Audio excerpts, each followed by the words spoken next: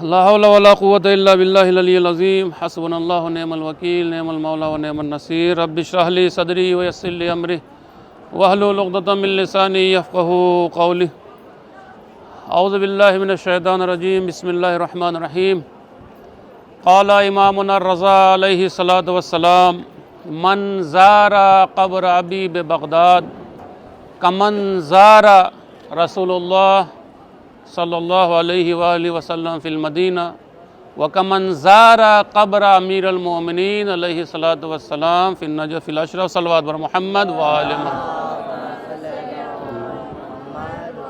زائرین محترم، اس وقت ہم کاظمین باب الحوائج امام موسیٰ کاظم علیہ الصلاۃ والسلام کی بارگاہ میں موجود ہیں۔ جس طریقے سے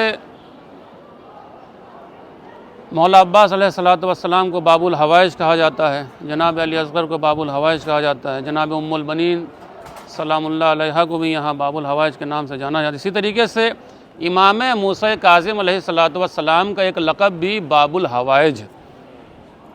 امام جب تک زندہ تھے اس زمانے میں بھی لوگ امام سے شرف یاب ہوا کرتے تھے، اپنی حاجتیں اپنی مرادیں امام سے طلب کرتے تھے، اور امام کے اس دنیا سے چلے جانے کے بعد آج بھی لوگ لاکھوں کروڑوں لوگ اس عظیم بارگاہ میں آتے ہیں اور اپنی مرادیں لے کر جاتے ہیں۔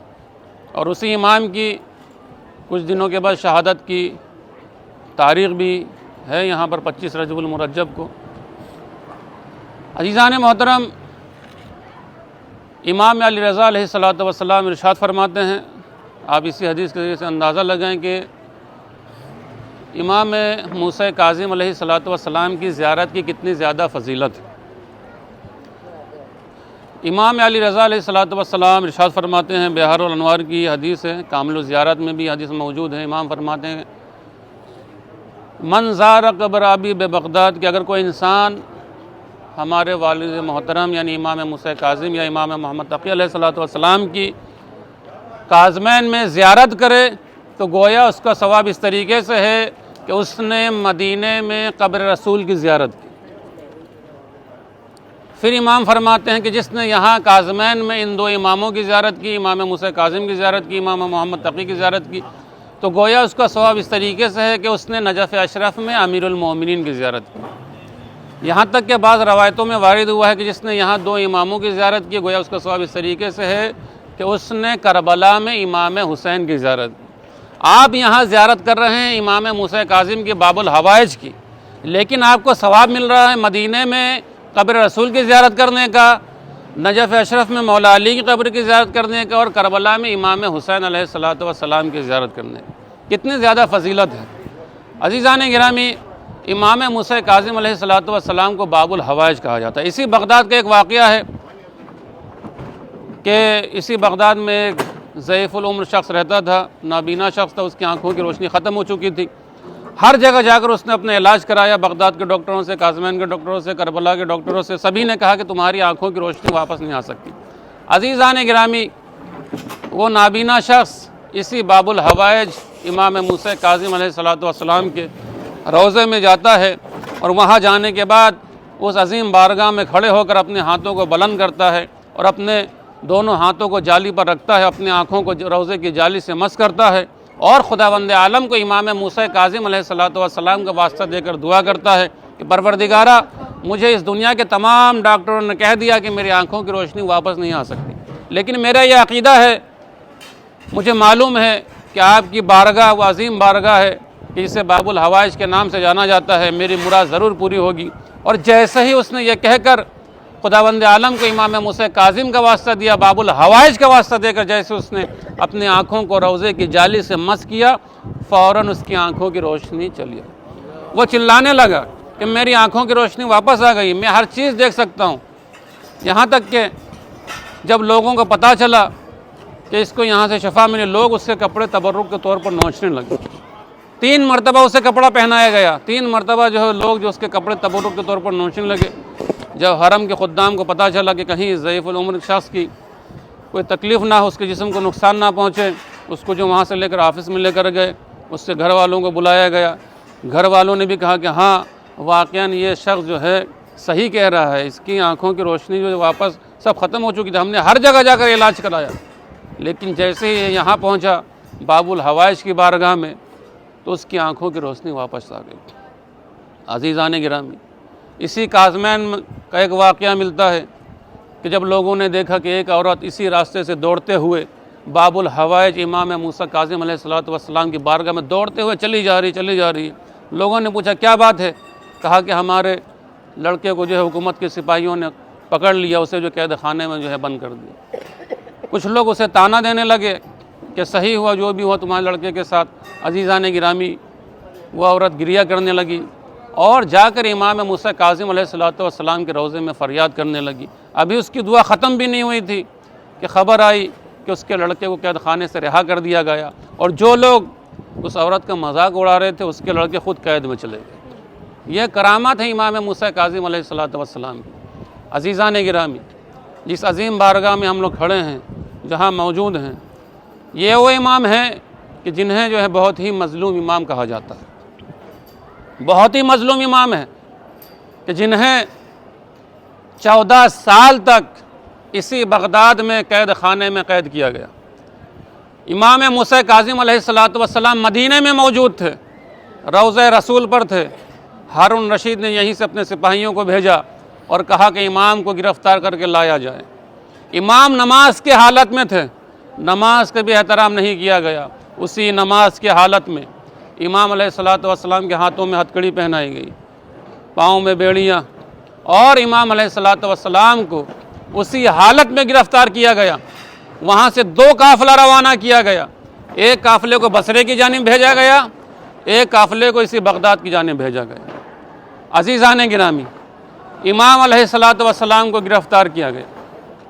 امام علیہ السلام قید میں ہیں، روضہ رسول کے سامنے کھڑے ہیں۔ جیسے ہی امام علیہ السلام کو قید کیا گیا، امام موسیٰ کاظم علیہ السلام نے ارشاد فرمایا کہ مجھے تھوڑی دیر کے لیے مہلت دے دی جائے کہ میں اپنے گھر جاؤں اور اپنے بیٹیوں سے ملاقات کر کے آ جاؤں، بس اتنا سا مجھے مہلت دے دی جائے۔ عزیزان گرامی، ظالم نے کہا امام علیہ السلام سے کہ آپ اپنا ضامن کسی کو بنائیے، پہلے آپ اپنا ضامن کسی کو بنائیں، اس کے بعد آپ یہاں سے جا سکتے ہیں، ورنہ آپ کو یہاں سے جانے کی اجازت نہیں ہے۔ ہزاروں کی تعداد میں اسی بغداد میں مسلمان، مدینہ رسول کے باہر مسلمان کھڑے موجود تھے، لیکن ایک بھی شخص امام موسیٰ کاظم علیہ السلام کے ضامن بننے کے لیے تیار نہیں ہے۔ ہزاروں کی تعداد میں مسلمان موجود تھے، امام کے چاہنے والے موجود تھے، لیکن عزیزان گرامی، ادھر والے مسلمان اس طرف چلے گئے، ادھر والے مسلمان ادھر چلے گئے۔ عزیزان گرامی، وہیں ایک یہودی شخص کھڑا تھا، جیسے اس نے سنا کہ امام علیہ السلام کو قید کیا گیا، امام علیہ السلام اپنے بیٹیوں سے ملاقات کے لیے جانا چاہتے ہیں، فوراً وہ یہودی شخص دوڑتا ہوا آیا اور کہا کہ میں اس کا ضامن بننے کے لیے تیار ہوں، مجھے ہتھکڑیاں اور بیڑیاں پہنائی جائے، امام کو اجازت دے دی جائے کہ امام اپنے گھر جائیں اور جانے کے بعد اپنے بیٹیوں سے ملاقات کرے۔ عزیزان گرامی، وہ یہودی شخص کہنے لگا کہ میں امام کا ضامن بننے کے لیے تیار ہوں، اس لیے کہ وہ یہودی بیان کرتا ہے کہ امام موسیٰ کاظم کا گھر اور میرا گھر جو بالکل ملا ہوا ہے، بالکل ہم آس پڑوس میں رہتے ہیں، ہمارے گھر کی دیوار اور امام موسیٰ کاظم کے گھر کی دیوار بالکل ایک ہے، لیکن آج اتنا عرصہ گزر جانے کے بعد مجھے آج پتہ چلا کہ امام کے گھر میں بیٹیاں بھی موجود ہیں۔ اتنا عرصہ گزر گیا، میں نے آج تک کسی امام کی بیٹیوں کی آواز اپنے کانوں سے نہیں سنی۔ آج امام کہہ رہے ہیں کہ مجھے اتنی وقت دے دی جائے، اتنی مہلت دی دی جائے کہ میں گھر جاؤں، اپنے بیٹیوں سے ملاقات کر کے آ جاؤں۔ عزیزان گرامی، امام علیہ السلام کو قید کیا گیا، 2 قافلے تیار کیے گئے، ایک قافلہ یہاں سے بصرہ بھیجا گیا مدینے سے، ایک قافلہ جو ہے بغداد کی جانب بھیجا گیا۔ عزیزان گرامی، آپ اندازہ کریں، اگر کسی گھر کے کسی انسان کو قید کر لیا جائے اور اس کے گھر والوں کو یہ بھی معلوم نہ ہو کہ اس کا قیدی کون سے قید خانے میں موجود ہے، تو اس کے گھر والوں کو کتنی تکلیف ہوتی ہوگی۔ عزیزان گرامی، امام علیہ السلام کو قید کیا گیا، قید کرنے کے بعد امام کو بصرہ بھیجا گیا۔ بصرے میں 1 سال تک امام موسیٰ کاظم علیہ السلام کو قید کیا گیا، 1 سال تک امام قید رہے، اور یہیں سے ہارون رشید نے خط روانہ کیا بصرے کی جانب عیسیٰ ابن جعفر کے پاس، کہ جو وہاں کے محافظ تھا، اور اسے حکم دیا کہ جتنا جلدی ہو سکے امام کو زہر دے دی جائے، امام کا کام کو تمام کر دے۔ عزیزان گرامی، جیسے ہی یہ خط بصرہ پہنچا اور عیسیٰ ابن جعفر نے جب اس خط کو کھول کر پڑھا تو اس نے کہا، اس نے بھی خط لکھا بصرے سے اور ہارون رشید کے خدمت میں بغداد بھیجا۔ عزیزان گرامی، انہوں نے اپنے خط میں لکھا کہ یہ کام میں نہیں کر سکتا، یہ وہ امام ہیں کہ جو ہمیشہ نماز صبح کے بعد لوگوں کے لیے دعائیں کرتے ہیں، حکومت کے لوگوں کے لیے دعائیں کرتے ہیں، میں امام موسیٰ کاظم علیہ السلام کو زہر نہیں دے سکتا، یہ کام مجھ سے نہیں ہو سکتا۔ عزیزان گرامی، جب ہارون رشید نے اس خط کو پڑھا، اس نے فوراً حکم دیا کہ امام علیہ السلام کو بصرہ سے روانہ کیا جائے، بغداد بھیجا جائے۔ پھر امام کو بصرے سے بغداد لایا گیا، سندھی بن شاہق کے حوالے کیا گیا امام کو۔ سندھی بن شاہق کہ جس کے بارے میں ملتا ہے کہ 24 گھنٹہ وہ شخص شراب کے نشے میں رہتا تھا۔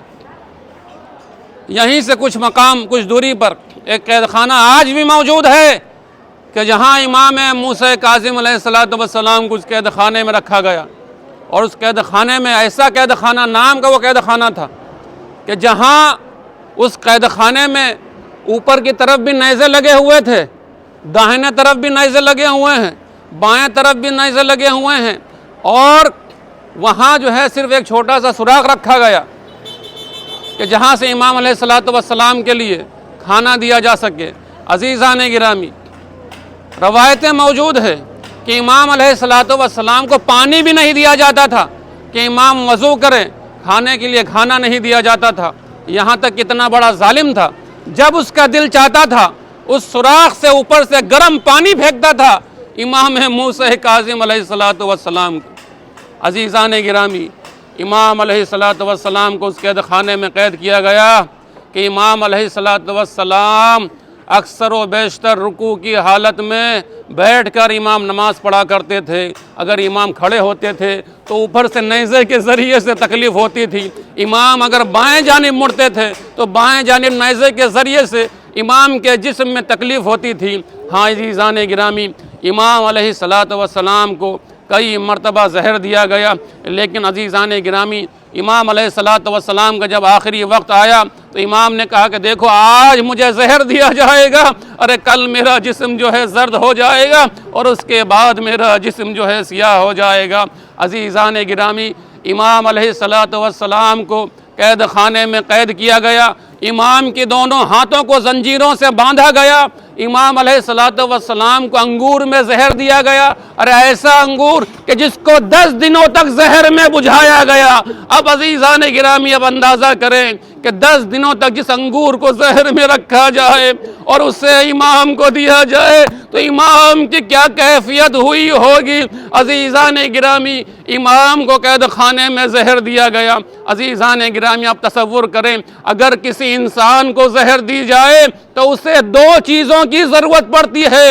ایک انسان کو جب زہر دیا جاتا ہے تو اس وقت اسے پانی کی شدید طلب ہوتی ہے، اسے پینے کے لیے پانی چاہیے۔ اگر اس کے سامنے سمندر کو بھی پیش کیا جائے تو وہ بھی اس کے لیے کم پڑتا ہے۔ لیکن عزیزان گرامی، امام کی مظلومیت کو دیکھیے کہ امام کو قید کیا گیا، زہر دیا گیا، لیکن امام کو پینے کے لیے پانی تک نہیں دیا گیا۔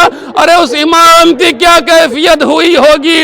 عزیزان گرامی، دوسری چیز جو ڈاکٹر وغیرہ بیان کرتے ہیں، اس لیے کہ زہر کی تاثیر جو ہے بہت خشک ہوا کرتی ہے۔ اگر کسی انسان کو زہر دیا جائے تو اسے 2 چیزوں کی ضرورت پڑتی ہے۔ ایک پانی کی ضرورت پڑتی ہے کہ اسے فوراً پانی دے دیا جائے، اور اسے اگر کسی انسان کو زہر دیا جائے تو کم سے کم اسے اتنی جگہ دی جائے کہ جہاں وہ صحیح طریقے سے تڑپ سکے۔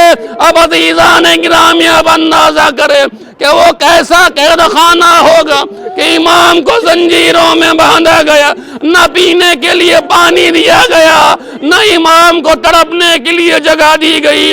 امام کھڑے ہیں، ارے دونوں ہاتھ زنجیروں میں بدے ہوئے ہیں۔ عزیزان گرامی، ایک ملعون امام کے پیچھے سے امام کے پشت پر تازیانے برسا رہا ہے۔ عزیزان گرامی، یہاں تک کہ ایک ملعون نے کہا کہ بس کر، ارے امام اس دنیا سے چلے جا چکے ہیں، امام اب زندہ نہیں ہیں۔ عزیزان گرامی، تاریخ میں ملتا ہے کہ دو ہی قیدی ہیں کہ جنہیں زنجیریں پہنائی گئی، ایک بیمار کربلا کہ جس کے ہاتھوں میں ہتھکڑیاں، ارے پاؤں میں بیڑی۔ عزیزان گرامی، دوسرے امام موسیٰ کاظم ہے کہ جنہیں زنجیریں پہنائی گئی۔ امام زمانہ فرماتے ہیں کہ ہمارا سلام ہو اس مظلوم پر، ارے جس کے جسم کا گوشت ارے زندان کی زنجیریں کھا گئیں۔ ہاں عزیزان گرامی، امام علیہ السلام اسی قید خانے میں ارے زنجیروں پر معلق ہیں۔ تاریخ میں ملتا ہے کہ دو ہی لاشا ہے کہ جو زمین پر معلق ہو گیا تھا، ایک حسین کا لاشا کہ جو کربلا میں تیروں پر معلق تھا، اور ایک امام موسیٰ کاظم کا جنازہ کہ جو زنجیروں پر معلق ہو گیا تھا۔ عزیزان گرامی، اسی بغداد سے اعلان کیا گیا کہ امام انتقال کر چکے ہیں، ہم نے زہر نہیں دیا ہے، یہ اپنے موت مرے ہیں۔ عزیزان گرامی، اسی بغداد کے جامع مسجد سے اعلان کیا گیا کہ امام موسیٰ کاظم اس دنیا سے جا چکے ہیں۔ ارے 4 کندھوں کی ضرورت ہے کہ جو امام کو کندھا دے۔ عزیزان گرامی، امام کی مظلومیت کو دیکھیں کہ امام علیہ السلام کو اسی زنجیروں میں لپٹ کر قید خانے سے باہر لایا گیا۔ عزیزان گرامی، جو مزدور امام کو کاندھا دینے کے لیے آئے تھے بہت ہی بدتمیز مزدور تھے۔ اسی لیے کہا جاتا ہے کہ قرآن کو وہی اٹھائے کہ جنہیں قرآن کا احترام کرنا آتا ہو۔ عزیزان گرامی، وہ یہ مظلوم امام ہے کہ کاندھا دینے والا کوئی نہیں ہے۔ ارے مزدوروں نے کاندھا دیا، بغداد کے پل پر ارے امام موسیٰ کاظم کے جنازے کو لے جایا گیا، وہاں رکھا نہیں گیا بلکہ امام کے جنازے کو ارے بغداد کے پل پر پھینک دیا گیا۔ عزیزان گرامی، ارے پل کے اس پار ارے ایک بی بی ارے اپنے پہلو پر ہاتھ رکھے ہوئے ارے فریاد کر رہی ہے، ارے ہائے میرا مظلوم بیٹا، انا للہ و انا الیہ